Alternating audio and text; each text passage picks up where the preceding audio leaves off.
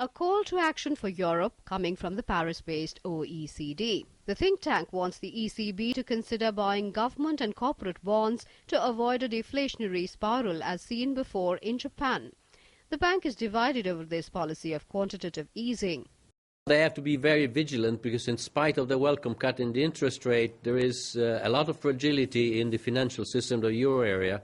And now that we're moving towards stress tests and asset quality reviews, and so the financial system will be repaired, there is also a risk that deflation may be more relevant than we thought. So they should be ready to do whatever is needed to avoid that. Inflation in the Eurozone hit its lowest level in nearly 4 years in October.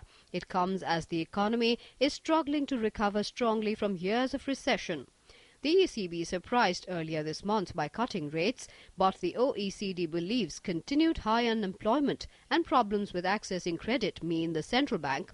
ECB surprised earlier this month by cutting rates, but the OECD believes continued high unemployment and problems with accessing credit mean the central bank needs to take bolder steps. Analysts believe some Eurozone members provide particular cause for concern.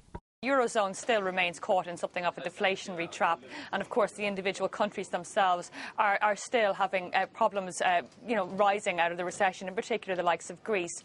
But say you might be looking at, say, France or Italy. Those are the two areas that I'd be watching in the Eurozone for the time being.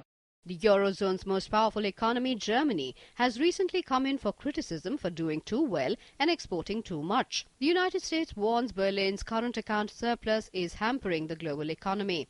Outside of Europe, the think tank's report had more bad news to deliver. It trimmed global growth forecasts again, saying banking systems in emerging markets pose a threat. Business Desk, DD News.